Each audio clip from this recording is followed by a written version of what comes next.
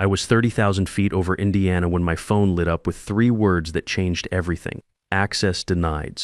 The foundation I'd spent 22 years building was cracking beneath me, and I didn't even know it yet. My name's Warren Sheffield. I'm 49 years old, and up until that moment, I was the project director at Pearson Family Construction. We'd been building America's infrastructure for 3 generations, bridges, highways, the kind of work that keeps this country moving. Old Adelaide Pearson's grandfather started the company in 1952 with a handshake and a promise to build things that would outlast the men who made them. Her late husband expanded it through the 60s and 70s, and Adelaide herself had been running operations since he passed 15 years ago. I was flying from Chicago to Washington, D.C. to sign the biggest contract in company history, a $400 million government deal to rebuild the Interstate 74 bridge system after the flooding last spring. The whole Midwest had gotten hammered, record rainfall that turned creeks into rivers and rivers into something you'd see in a disaster movie. When the water finally receded, half the bridges between Illinois and Indiana looked like they'd been hit with a sledgehammer. I'd cultivated this relationship with the Department of Transportation for 14 months. Not through emails or PowerPoint presentations, but the old-fashioned way, face-to-face meetings, job site visits proving we could deliver when it mattered. I'd driven down to Tennessee to tour their hurricane recovery projects, spent weekends walking damaged bridge sites with duty engineers, answering every technical question they could throw at me. This wasn't just another contract, it was survival. 800 union jobs hung in the balance, and Adelaide was counting on me to bring it home. The flight attendant was making her rounds, checking seat belts for descent into Reagan National. Standard Tuesday afternoon flight, business travelers heading home, a few tourists with their cameras out trying to catch a glimpse of the Washington Monument. I pulled out my phone to review the final specs one more time, a habit I developed from my Marines days. Always check your gear before the mission. That's when I saw it, that gray box where my company portal should have been. I stared at the screen for a full 10 seconds before my brain caught up. The Pearson Construction logo that usually appeared when I logged in was gone, replaced by a sterile message. Access denied. Contact system administrator. My first thought was IT problems. We'd been having issues with the server farm ever since Damian Pearson, Adelaide's nephew, and our newly appointed CEO decided we needed to modernize our digital infrastructure. That was corporate speak for firing our longtime IT guy and outsourcing everything to some company in India. I tried my password again, typing each character carefully. Same result, then I tried the backup system we used for government contracts. Nothing. My chest tightened like someone was cranking down a C-clamp. In construction, when your access gets cut, it means one thing: you're out. But that was impossible. Tomorrow's meeting had been on the calendar for 6 weeks. Adelaide herself had wished me luck this morning, telling me how proud her husband would have been to see the company land its biggest contract ever. The email came through my personal account 2 minutes later. Subject line: termination of employment, Warren Sheffield. I didn't open it right away. I just stared at the sender. Damian Pearson, not HR, not Adelaide. The 29-year-old nephew with an MBA from Wharton and ideas about disrupting the construction industry. Damian had joined the company 18 months ago, fresh out of business school with theories about efficiency optimization and streamlined operations. He'd never swung a hammer or spent a day on a job site, but he had charts and graphs showing how we could cut costs by 30% through strategic restructuring. Adelaide had made him CEO 6 months ago, hoping young blood would help the company adapt to changing times. What she got was a kid who thought construction was just another business that could be automated and optimized. When I finally opened the email, the message was cold as January concrete. Effective immediately, your services are no longer required. The board has voted to restructure operations in alignment with modern efficiency standards. This decision reflects the company's commitment to sustainable growth and competitive positioning. Your company devices will be remotely wiped within the hour. Do not contact any government officials, subcontractors, or clients regarding ongoing projects. A severance package is contingent upon your compliance with the attached non-disclosure agreement.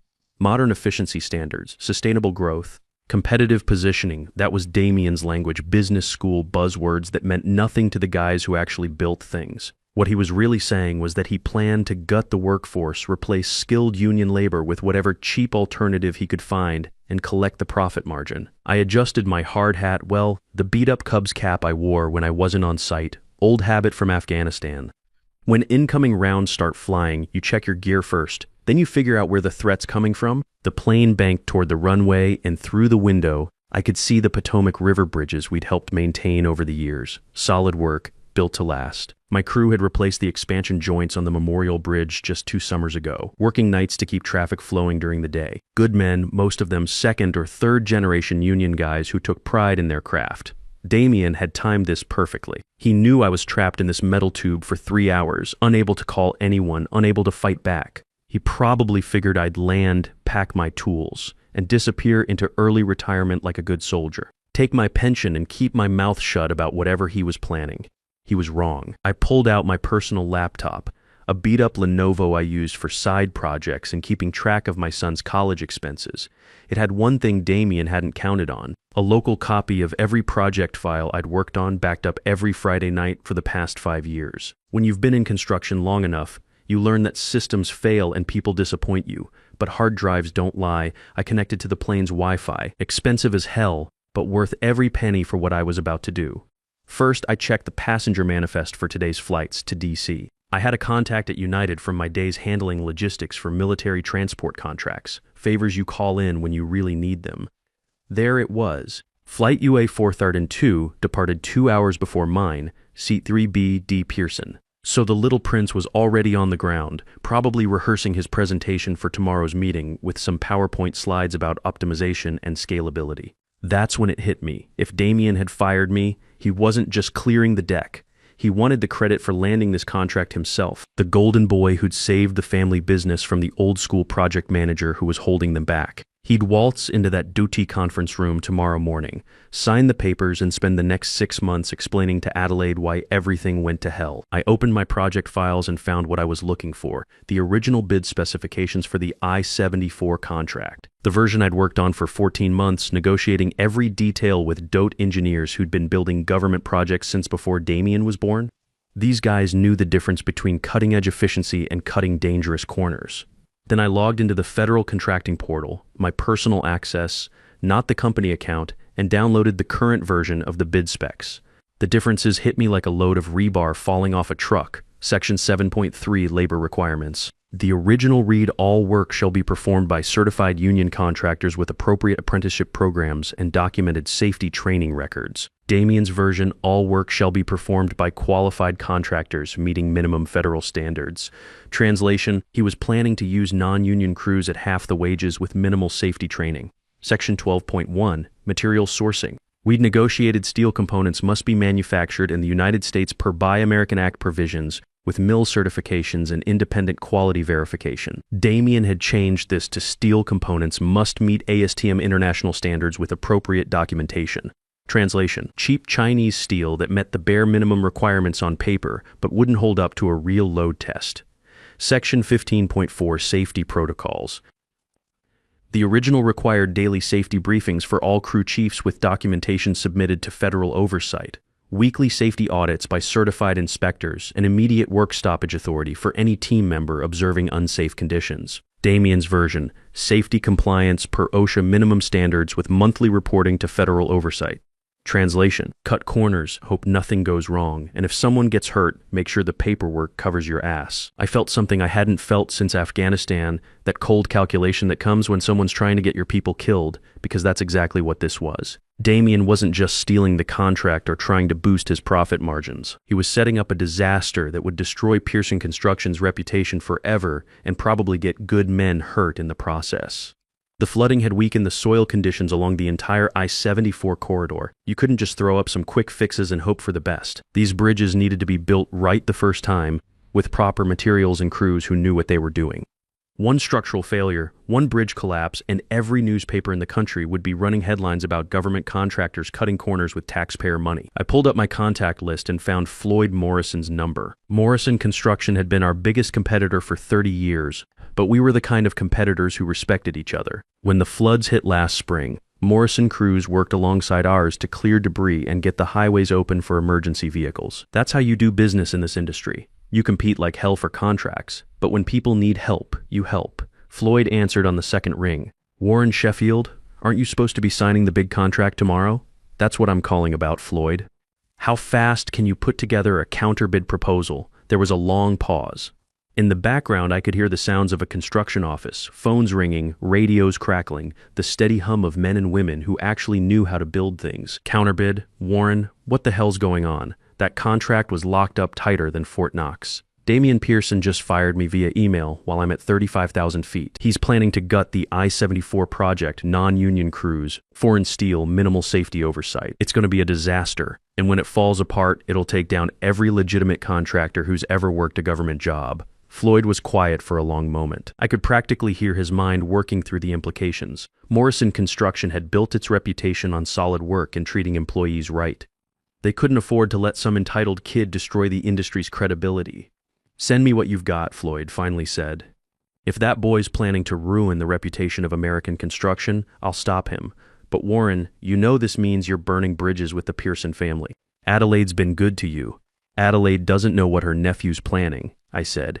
"And when she finds out, she's going to need someone who can clean up the mess." My second call was to Inspector General Hayes at the Department of Transportation. Hayes was a Marine. Like me, we'd served in different units, but we'd crossed paths at enough veteran events to have mutual respect. More importantly, he understood that when you give your word on a construction project, lives depend on you keeping it. "Inspector General Hayes, this is Warren Sheffield from Pearson Construction. I need to report potential bid manipulation on the I-74 contract." "Sheffield, aren't you the point man on that project? What kind of manipulation are we talking about?" "Not anymore," I said. "I've got documentation that shows the bid specifications were altered after the initial submission. Material requirements downgraded, safety protocols reduced, labor standards compromised. I'm sending you a comparison file right now."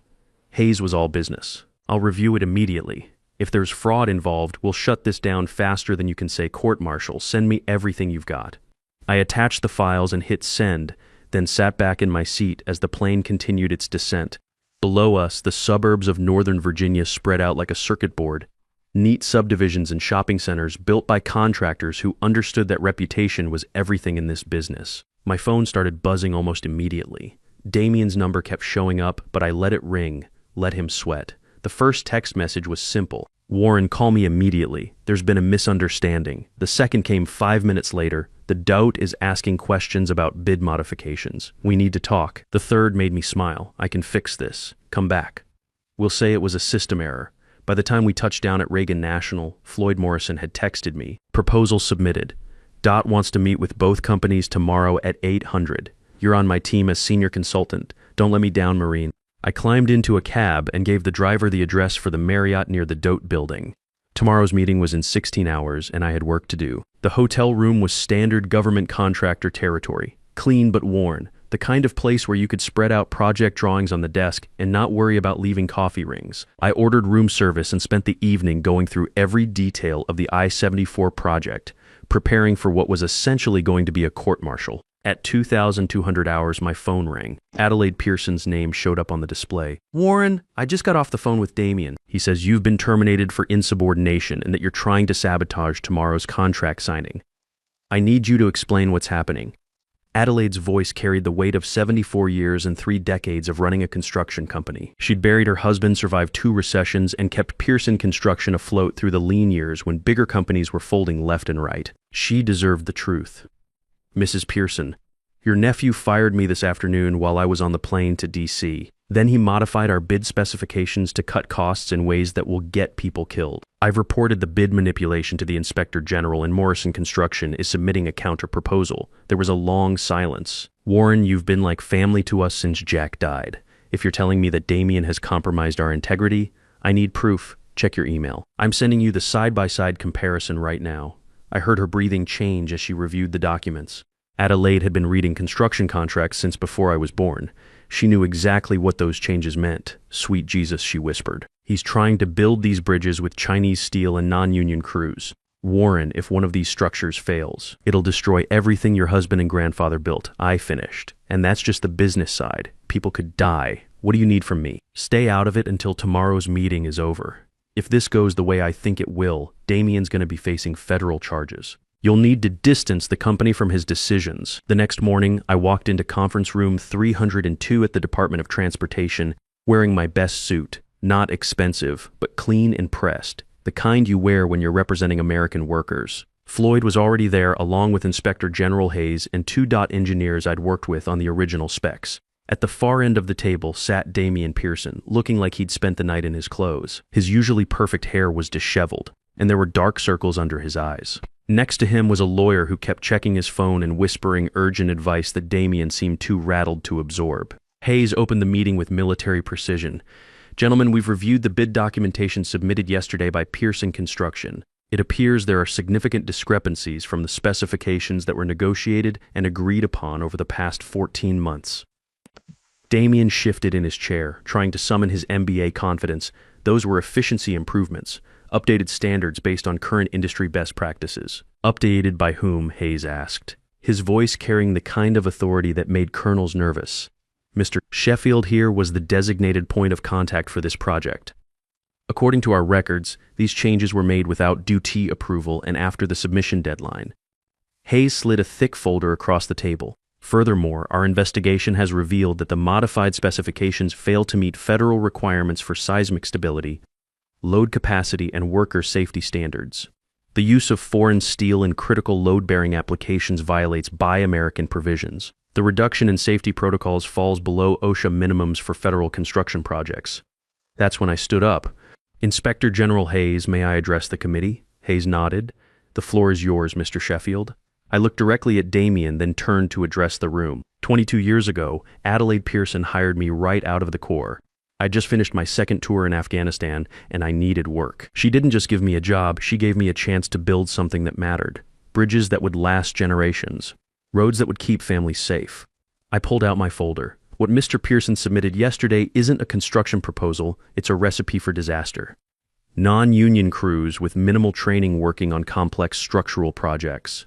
Foreign steel that meets paper specifications but hasn't been tested under real load conditions. Safety protocols that exist in the contract but not on the job site. Damien started to protest, but Hayes held up a hand that could have stopped traffic. Furthermore, I continued, Morrison Construction and I are prepared to complete this project with full union labor, American steel, and safety protocols that exceed federal requirements. For the same price as the original bid, the room went dead quiet. You could hear the air conditioning humming and someone's pen clicking nervously. Hayes looked at Damien with the kind of expression that had probably terrified junior officers for the past 25 years.